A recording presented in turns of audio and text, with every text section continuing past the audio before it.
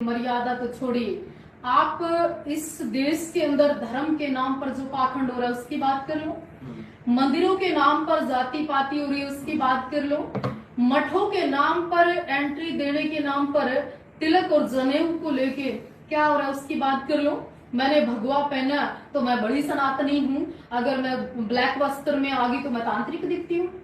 कपड़े से कब साधु होने लगा, भाव से होता है साधु। तो मैं इस पहचान की मोहताज बिल्कुल नहीं होना चाहती। मैं तो ये ना मजहब की मोहताज होना चाहती हूँ, ना मैं किसी जाति और धर्म और समुदाय की मोहताज होना चाहती हूँ। मुझे लगा पिछले कई सालों से अगर कोई काम करना है तो वो किसी मानव जाति के लिए करना है, मैं वो करूंगी। मैं ये चाहती हूँ और ये बताना चाहती हूँ, आपने एक किस्सा सुना होगा फूलन देवी का। कौन थी फूलन देवी? देखो उन्होंने तो गवाएंगी भाई वाह मैंने डाकू थी, लेकिन उसमें सजा दी थी दोषियों को। सुनिए, कौन कहता है कि फूलन देवी कब बनी डाकू? परिस्थितियां कब आई, हालात कब हुए, कितना शोषण हुआ होगा जब एक महिला के मर्जी के खिलाफ एक पति भी अगर उसका इस तरह से संबंध बनाता है तो उसको भी अवैध कह दिया जाता है, वो भी धाराओं के अकॉर्डिंग आ जाता है, वो भी एक्ट में आता है। तो उस महिला ने किस तरह की परिस्थिति से निकलकर कितना संघर्ष किया होगा जी। उस महिला के साथ शारीरिक मानसिक और उसके जीवन से कितनी पीड़ा उससे गुजरी होगी। वो उसने अपने शरीर के साथ साथ अपने मन और उसकी आंखों से आंसू नहीं, खून के आंसू आए होंगे, उस पीड़ा को समझने का प्रयास किया। कहते 18 लोगों का नरसंहार कर दिया फूलन देवी ने। अच्छा, वो इतनी हिम्मत, एक चाकू लगने से, एक उंगली चिरने से, सब्जी काटने से एक महिला बर्दाश्त नहीं कर सकती। उसने कितने घाव, कितनी पीड़ा, कितनी वेदना, कितनी इच्छा, कितना शर्म, किस तरह से बलिदान दे दिया होगा, किस तरह से बंदूकें उठा ली होंगी, किस तरह से उस नरसंहार को करके फिर वापस उस जीवन में लौटना, चुनाव लड़ना, नेता बनना। हाँ, वो मारी गई, हालात परिस्थिति कानून ने जो सजा दी अलग विषय था, लोगों ने उसको क्या सजा दी वो अलग विषय था। पर एक नारी की वेदना और नारी समझ कोई नहीं सकता। ये मेरी अंदर से फीलिंग आती है। मुझे कभी कभी कुछ वर्ग की औरतों को देख के, दूर से देख के कई बार मैं विचार करती हूँ कि इसकी परिस्थिति क्या है, अब इसके जीवन में अध्याय कौन सा चल रहा है। कई बार तो आपकी जो मेरे जो टोन है वो भी इस तरह से हो जाए, क्योंकि मैं देखूँ कि भाई मेरा साधु ना लाइए कि मुझे मौका आया नहीं तो वो ना सोचिए कि वो काम भी करते हैं। मैं स्वीकार करती हूँ आपके चैनल पे और खुले मंच पे बोलती हूँ, मैं उनमें से नहीं हूँ कि आपको बोल के थोड़ी देर में फोन करूंगी, काट दे इसने सोनू वाली ना, चलाना आप में दम हो तो। मैं तो ये कहना चाहती हूँ कोई साधु को नहीं, ना शरीफ, बिल्कुल नहीं। और ना मुझे शराफत से आपका डोनेशन चाहिए, ना मुझे शराफत का ढोंग करके साधु बन के आपका सहारा चाहिए, ना मुझे वो कमजोर मेरा सर है कि तुम्हारे कंधे के लिए मैं गिड़गिड़ाऊं। मेरे दोनों कंधों में दम है। अगर जिस तरह की आप बात करती हैं तो कहीं ना कहीं देखो ये बड़ा फैसला होगा अपनी लाइफ का, तो लिया ना, साबित किया हमने जीवन में। तो कोर्ट अगर मैंने किसी बात में लेकर आपको मैंने सजा दे रहा है तो आप इसे धर्म युद्ध मान लेंगे? क्यों देगा? माननीय न्याय होता है, इंसाफ होता है। मुझे पता है धर्म युद्ध में योद्धाओं को बुलाया कहाँ जाता है, अपने आप आते हैं। आप अपने वही बात नहीं अपना भी बोल रहे हैं वैसे तो, लेकिन मैं इसकी अलग तो सुनना चाहूँ, क्या कभी मैंने ऐसा होगा है कि आप अपने बयान से पीछे हटना या माफी मांगना पसंद करेंगे? क्यों मांगेंगे बताइए ना, माफी मांगेंगे नहीं हम। सर झुकने के लिए थोड़ी ना बना है, सर तो गर्व से उठने के लिए बना है। जिस जाति में हमने जन्म लिया उस राजपूत कुल कहते हैं उसको, और जिस राजपूत कुल में ठाकुरों में हमने जन्म लिया उसने तो हम तो जन्म जात लड़ाके हैं, हमने तो लड़ना सीखा। जब हमने जन्म लिया उस संभाली हमारे यहाँ तलवारें लटक रही होती थी। उस कुल में पैदा हुए जहाँ रामचंद्र पैदा हुए तो लड़ देगा, लड़ने के लिए मरेंगे। कहीं ना कहीं देखो सवालिया निशान उठा है। आप एक तरह मैंने देखो नारी को बड़ा अच्छा भी मान लो हो, अच्छा नहीं, नारी होती शुद्ध है, नारी होती अच्छी है, बिल्कुल होती है, लेकिन कहीं ना कहीं जब दो बच्चे की माँ अपने पति को छोड़ कर ना इंस्टाग्राम पर किसी ने परमित होकर ना चली जावे है, तो वो कहीं ना कहीं उस विषय पे बात करेंगे। उस विषय पे बात कर रही हूँ मैं। उस इंस्टाग्राम में उस बंद कमरों में दरवाजे जब रिश्तों के दम तोड़ देते हैं, जब मर्यादा भंग हो जाती है। आपको पता है सोनू वाली जी, इस दुनिया में मर्द कब इज्जत करता औरत की? कब करता है? जब उसका चरित्र या वो दबंग होती है, जब वो सक्षम होती है, चाहे वो शरीर से हो, चाहे पैसों से हो, चाहे काम से हो, चाहे विचार से हो। उस नारी का हमेशा सम्मान हर जगह होता है। जब आपको लगता है ना कि नारी यहाँ से नाजुक है, यहाँ से कोमल है, यहाँ से टच करने से इसके आंख के आंसू बाहर आ सकते हैं, उन्हें नारियों का सम्मान नहीं देता। मर्द की फितरत होती है कि हमेशा अपने से मजबूत स्त्री की चाह और सम्मान करता है। नेचर को कैसे आप चैलेंज कर सकते हैं? मैं कहती हूँ हर महिला को, हर लड़की को, कि अगर आप कमजोर हैं तो आपका जगह ना घर में है ना बाहर। तो फिर इसमें किसकी दोषी मानो? आदमी दोषी है, दो बच्चे की माँ जरूर चली जाओ, मैं उनकी छोड़ कर वहाँ तो प्रेमी आपने 2 घटना तो अभी आप लिविंग रिलेशन जैसी फैसिलिटीज देश में दे रहे हो, क्या होगा इस देश में? रखैली रखेंगे, उनको पत्नी का दर्जा थोड़ी मिलेगा।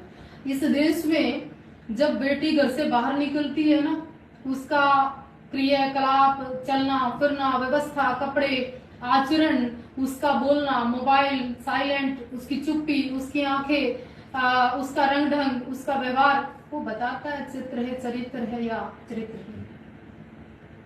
दोषी कौन है? परिस्थिति क्यों पैदा हुई, हालात ऐसे पैदा क्यों हुए? अरे बाजू पकड़ने वाला हर व्यक्ति थोड़ी ना योद्धा होता है। आजकल तो जो फैसिलिटियां, आजकल तो जो चरित्र चीर हरण हो रहा है, वो क्यों हुआ था? युद्ध क्यों हुए थे? द्रौपदी का भी चीर हरण क्यों हुआ था? चुप्पी के कारण। चुप मत रही, बोलिए। राजनीति में अगर अपना का मौका मिले तो आप आओगे? आवश्यकता आविष्कार की जननी है हमेशा। समय की पुकार, समय की जरूरत। मैं एक बात बहुत बड़ी बात ही महसूस करती हूँ, कोई किसी को मंच नहीं देता। बड़े बड़े जो राजनीतिक अपने आप को धुरेंद्र, राजनीति के पंडित, राजनीतिक 20-30 साल की राजनीति जिनकी परिवारों की रही, लोगों ने तो उनको खत्म कर दिया। मंचों पे एक फोटो खींचने के लिए बड़े नेता को, महिला तो दूर की बात, बड़े अच्छे दबंग पुरुषों को आगे नहीं आने देते लोग। तो उस परिस्थिति में मैं ये कहना चाहती हूँ, आपको अपनी जगह, अपना फ्रेम, अपनी आवाज, अपनी पहचान स्वयं बनानी पड़ेगी। और सोचते हो इतिहास बिना कुछ करे लिखा जाए, ऐसा संभव नहीं है। आप अगर शादी देवा ठाकुर जी को एक शब्द में परिभाषित किया जाएगा तो वो कौन सा शब्द होगा? विवाद, धर्म या राजनीति? इंसानियत। क्या वो धर्म के दायरे में आता है? इंसानियत सबसे ऊपर होती है, धर्म से भी ऊपर उठ के होती है। और मैं धर्म से भी ज्यादा इंसानियत को तवज्जो देना पसंद करूंगी जी। मतलब ये अंदर के भाव में मेरे, बाहर का विषय नहीं है। क्या आप मानते हैं कि धर्म से पूजा पाठ तक सीमित रहना चाहिए या राजनीति में इसकी मुझे बहुत ज्यादा जरूरत है? संस्कार है वो, आपकी ताकत है वो, आपकी एनर्जी है वो आपकी साधना है। वो गाने का विषय बिल्कुल भी नहीं है। देखिए, माँ बगलामुखी की उपासना हम लोग करते हैं, काली उपासना हम करते हैं। इस देश के प्रधानमंत्री से लेकर केंद्रीय मंत्री तक जितने भी सरकार बैठी हैं, वो बड़े बड़े अनुष्ठान करते हैं। कामाख्या पूजा होती है, उनके लिए बड़े बड़े वेद, हवन, यज्ञ, ये सब चीजें होती है। उनसे उनको एनर्जी मिलती है, तभी तो देश प्रभावित हो, तभी तो देश बार बार चाहता है। वो अलग विषय है। पर राजनीति का इस्तेमाल इस स्तर पे लाके करना वो गलत है। मैं साधना को मानती हूँ, शक्ति को मानती हूँ, उपासना करती हूँ। हमारे मंदिर में बड़े बड़े नेता या उद्योगपति अनुष्ठान इत्यादि के लिए आते हैं और मुझे नहीं लगता कोई हारा हो जिनके लिए हमने पूजा की वो जीते। यानी कहीं न कहीं अध्यात्म उस लेवल तक लेकर जा सकते। देवी शक्ति जिस पे जिसका विश्वास होता है, आप हिंदू हैं तो आपके जीवन में संस्कार, आपके जीवन में जो व्यक्तिगत रूप से जिस भी देवता की आप साधना कर रहे हैं, जिस कुल के प्रति आपको जीवन दिया, नाम दिया, उस कुल के देवता का, ये सब करना चाहिए। इससे बहुत शक्ति मिलती है, आपको जीवन की राह मिलती है, मर्यादा मिलती है। आप कह रहे हैं कि ये चीजें पॉसिबल हैं अगर हम साधना कर रहे हैं। तो एक तरफ जो पाखंड है उसको किस रूप में देखा जाएगा? पाखंड ही खतरनाक है, पाखंड ही संस्कृति खत्म कर रहा है, पाखंड ही रिश्ते खत्म कर रहा है। अरे अभी आप किसी को भी भगवान मान लोगे क्या? मैं इंसान हूँ, मैं रोटी खाती हूँ, समाज में घूमती हूँ, जीवन है मेरा, लेकिन मेरे अंदर से आध्यात्मिक जो मेरी व्यक्तिगत दिनचर्या है वो अध्यात्म है। ये नहीं कि एक औरत 4 बच्चे पैदा किए, बाढ़ घुमाने लगी, एक तांत्रिक जिसका खुद का मिस्त्री का काम बंद हो गया तो पूछा देने लगा, एक व्यक्ति बाबा के नाम पर नहाता नहीं धोता नहीं 5 बीड़ी मारा सुल्फे की और बोला मेरे में फलाना पीर आ गया। ये ऐसे होता है क्या? आप उनका व्यक्तिगत जीवन तो देखो क्या है, उनकी मर्यादा तो देखो क्या है। बंद कमरों के अंदर कई ऐसे काम होते हैं कि लज्जा आ जाए आपको बोलते हुए, मतलब भंग कर दी मर्यादा। ये है पाखंड। धर्म पूछकर मंदिर के अंदर एंट्री देना, ये है पाखंड। ये वाल्मीकियों का मंदिर है, आप स्वर्ण जाति के नहीं जाएंगे, ये है पाखंड। कि बाबा साहब भीमराव अंबेडकर ने कहा ये अंबेडकरवादी हैं, इनको एंट्री नहीं देनी, ये सोच रखने वाले वो है पाखंड। आपको थोड़ी पता आप कहाँ पैदा होंगे, जब पैदा होगे उसके बाद मानना तो आपका विषय है ना। तो इसलिए थोड़ा सा नहीं, बहुत ज्यादा पाखंड को दूर करना पड़ेगा। जैसे किसी आदमी की या औरत की लाइफ हो है और लाइफ के दौरान वो हर तरीका के काम कर रहे हैं और उसकी इतने ज्यादा व्यभिचारी काम करे हुए हैं और उसके बाद में किसी नाथ पंथ के साथ में जुड़ते हैं अपने आप को पूरी तरह, जबकि उसके देखा नहीं तो एक ट्रक उसके रिलेशन का मिल जाएगा। ट्रक रिलेशन कैसे रिलेशन, किसके रिलेशन अवैध। आपको पता है संबंध क्या होता है? आपको पता है फिजिकली होना, मेंटली अटैच होना, या मित्रता होना, या सहज ही किसी का सानिध्य स्वीकार कर लेना, या हमारी सोच का दायरा, ये ना बड़ी भिन्न भिन्न बातें हैं। क्योंकि कभी कभी कोई भी इंसान जा रहा है, हमें उसका चरित्र पता ही नहीं होता। महिला के जीवन में ना इतना संघर्ष है कि उसको ना ये साबित करना पड़ता है कि हाँ मैं ठीक हूँ। अगर वो बैग टांग के जा रही है ना, उसको जब भी बताना पड़ता है कि मेरा चरित्र ठीक है, ओके रिपोर्ट में जा रहे हैं। अगर वो कुछ नहीं करती ना एक पति के द्वारा, फिर भी पूछा जाता है कि आप कुछ सामान्य कर रही हैं, रोटी बना रही है, सब्जी बना रही है, आप भांडे मांज रही हो, देखो औरतें क्या क्या कर रही है। तब भी उसके चरित्र का आकलन होता है। और आपने बात कही कि एक ट्रक भर जाए इस देश में, आदमी और औरत दोनों है इसमें दोनों आते हैं। चरित्रहीन जब कोई औरत होती है ना कहीं मर्द भी उसको पुश कर रहा है, कहीं ना कहीं उसकी पवित्रता, अखंडता, मर्यादा को भंग करने वाला भी पुरुष होता है। और सुनिए ना, यहाँ तो पुरुष आयोग भी होना चाहिए, पुरुषों का भी शोषण होता है, महिला का अकेले शोषण नहीं होता।